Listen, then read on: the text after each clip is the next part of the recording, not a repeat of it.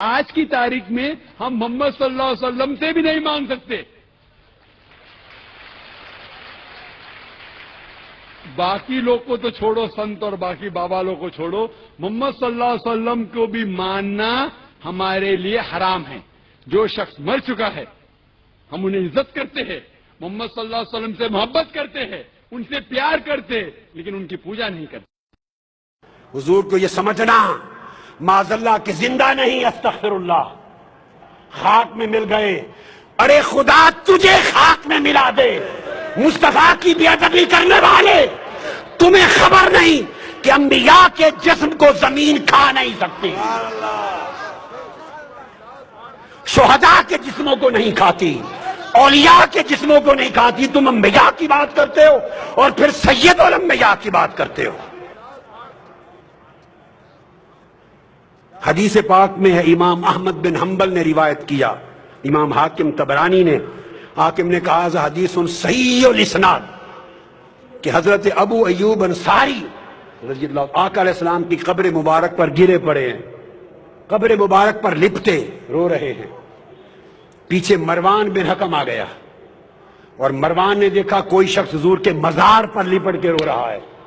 اس نے کندھا پکڑا اور کہا کہ تمہیں معلوم ہے کیا کر رہے ہو؟ تدری ما تصنع، معلوم ہے کیا کر رہے ہو؟ آپ نے پیچھے مڑ کے دیکھا، جب مڑ کے دیکھا فاقبل علیہ فیضا وہ ابو ایوب، مڑ کے دیکھا مروان کانپ گیا، وہ حضرت ابو ایوب انصاری تھے رضی اللہ تعالیٰ عنہ. انہوں نے جواب دیا، قال نعم جئت رسول اللہ صلی اللہ علیہ وسلم ولم آت الحجر. پوچھنے والے، میں رسول پاک کے پاس آیا ہوں، کسی پتھر کے پاس نہیں آیا. رسول پاک کی بارگاہ میں آیا ہوں، جو زندہ ہیں، جو سنتے ہیں، جو حاجتیں پوری کرتے ہیں. ولم آت الحجر، کسی پتھر کے پاس نہیں آیا کہ میرا رونا نہ سنے. یہ صحابہ کرام کا عقیدہ تھا. کن کا؟ اب یہ خیال کرنا، آقا علیہ السلام کو یہ سمجھنا یہ عقیدہ رسالت کے خلاف ہے اور شان رسالت میں بے ادبی ہے. یہ سمجھنا کہ مر گئے معاذ اللہ، مٹی میں ہو گئے اور آج کی تاریخ میں اور آج کے دن میں زندہ نہیں. سنو، رسول پاک تو ولادت سے پہلے بھی زندہ تھے. کنتو نبیم وآدم بین الروح والجسد، حضرت آدم پیدا نہ ہوئے تھے تب بھی زندہ نبی تھے، آج بھی زندہ ہیں. حدیث پاک سنیے، ابو داؤد سیاستہ کی حدیث اور حدیث صحیح، حدیث نمبر 1047، سنن ابی داؤد، پھر سنن نسائی سن لے، پھر ابن ماجہ، پھر مسند احمد بن حنبل، پھر صحیح ابن حبان، پھر مستدرک حاکم. کل کتب حدیث مختلف طرق سے حدیث صحیح لاتے ہیں اور اس کی توثیق ابن تیمیہ کے شاگرد علامہ ابن القیم کرتے ہیں. ابن القیم جلاء الافہام میں اوس بن اوس حدیث کے راوی ہیں. آقا علیہ السلام نے فرمایا، لوگو اکثروا علی من الصلاۃ فی یوم الجمعہ، لوگو جمعہ کے دن مجھ پر بڑی کثرت سے درود و سلام پڑھا کرو. فإن صلاتکم معروضۃ علیہ، تمہارا درود و سلام میرے اوپر پیش کیا جاتا ہے. اگر معاذ اللہ مر کے مٹی ہو گئے ہوں تو پیش کس پر کیا جاتا ہے؟ جو مر کے مٹی ہو جائے اس پر درود و سلام پیش کیا جا سکتا ہے؟ آقا نے فرمایا پیش کیا جاتا ہے. سنیے آگے، قالوا یا رسول اللہ وکیف تعرض علیک صلاتنا وقد ارمت، جب آپ کا وصال ہو جائے گا، وفات پا جائیں گے اور آپ قبر انور میں ہوں گے تو اس وقت بھی ہمارا درود و سلام پیش کیا جائے گا؟ آقا علیہ السلام کا جواب سنیے اور عقیدے اپنے نفس کی شرارت اور جہالت کے ساتھ من گھڑت نہ بنائیے. عقیدے وہ رکھیے جو تاجدار کائنات نے سکھائے. آقا نے فرمایا، ان اللہ عز وجل حرم علی الارض ان تاکل اجساد الانبیاء، ہاں میری وفات کے بعد بھی تمہارے درود و سلام مجھ پر پیش ہوں گے، چونکہ اللہ نے زمین پر حرام کر دیا ہے کہ انبیاء کے جسموں کو کھائے. زمین انبیاء کے جسموں کو نہیں کھا سکتی. پھر اسی طرح یہ حدیث آگے آئیے، آقا علیہ السلام نے حدیث ابو الدرداء اور روایت ہے حضرت ابو الدرداء کی جسے امام ابن ماجہ نے روایت کیا سند صحیح سے، حدیث نمبر 1637، اور علامہ ابن القیم علامہ ابن تیمیہ کے شاگرد نے پھر توثیق کی۔ وہ آقا علیہ السلام نے فرمایا ان احدا لا یصلی علی الا اردت علی صلاتہ حتی یفرغ منہا، فرمایا لوگوں قیامت تک کوئی مسلمان ایسا نہیں جو مجھ پر درود و سلام پڑھے اور اس کے فارغ ہونے سے پہلے مجھ پر پیش نہ ہو جائے۔ ابھی درود و سلام ختم نہیں کرتا کہ مجھے پیش ہوتا ہے۔ صحابی کہتے ہیں حضرت ابو الدرداء قلت وبعد الموت، یا رسول اللہ جب آپ وفات فرما جائیں گے اس کے بعد بھی؟ لوگ کہتے ہیں آج کی تاریخ میں زندہ نہیں، معاذ اللہ۔ میں تمہیں آج کی تاریخ بتاتا ہوں کیا ہے۔ پوچھا وفات کے بعد بھی؟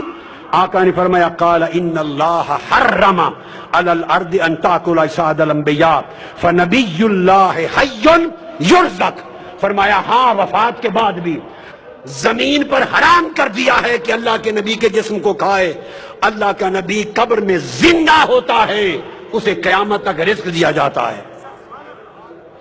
اور پھر آقا علیہ السلام نے فرمایا، حضرت حسن بن علی ابن ابی طالب روایت کرتے ہیں، امام ابو یعلا سند صحیح کے ساتھ راوی ہیں، آقا علیہ السلام نے فرمایا لوگو صلو علی وسلموا، مجھ پر کثرت سے درود بھی پڑھا کرو اور سلام بھی، فإن صلاتکم وسلامکم یبلغنی اینما کنتم۔ ایک تو تھا کہ فرشتے پہنچاتے ہیں، نہیں یہ دوسری بات فرمائی، فرشتے تو نوکری کرتے ہی ہیں پہنچانے کی، فرشتے اسی طرح پہنچاتے ہیں آقا کی بارگاہ میں درود و سلام جیسے ہمارے اعمال اللہ کی بارگاہ میں پہنچاتے ہیں۔ اگر آپ یہ سمجھے اگر حضور خود سنتے ہمارا درود و سلام تو فرشتے کیوں پہنچاتے؟ اگر ذہن میں یہ آئے تو میرا سوال ہے اگر خدا خود دیکھتا تو فرشتے نامہ اعمال خدا کو لکھ کر کیوں پہنچاتے؟ فرشتے صبح و شام ہمارا نامہ اعمال خدا کی بارگاہ میں پیش کرتے ہیں۔ اس پیش کرنے سے اگر علم خدا کی نفی نہیں ہوتی تو جو فرشتے درود و سلام پیش کرتے ہیں اس سے علم مصطفیٰ کی نفی نہیں ہوتی۔ آقا نے فرمایا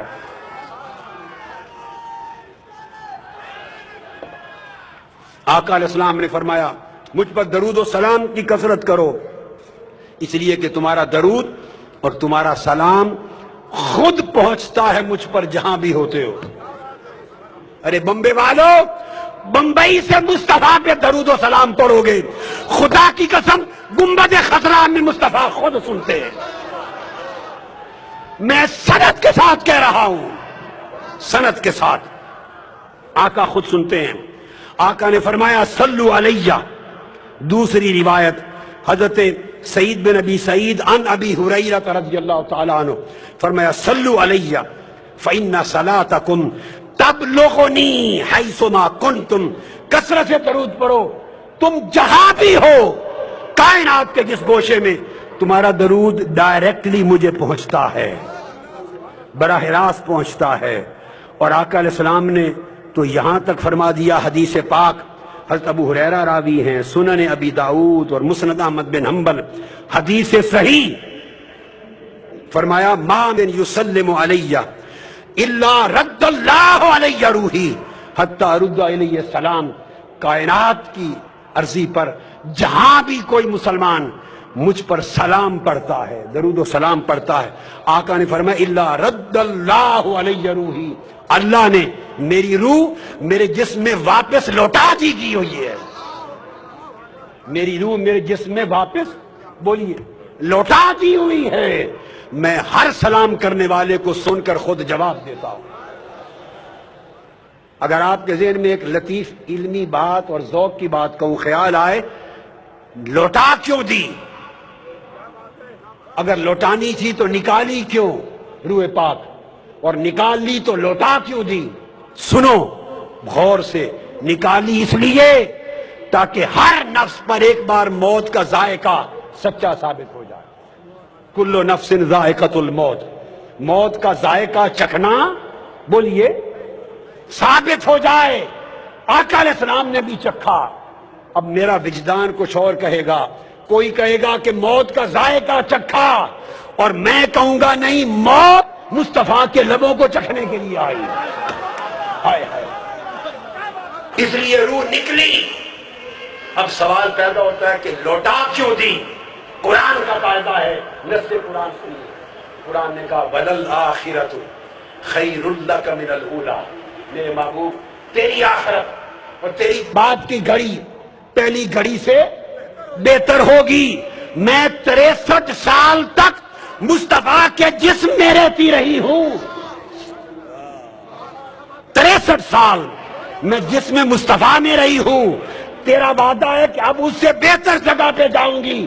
اگر تیری کائنات میں مصطفیٰ کے جسم سے بہتر کوئی جگہ ہے تو وہاں بھیج دے, اور اگر جسم مصطفیٰ سے بہتر کوئی جگہ نہیں تو واپس لوٹا دے.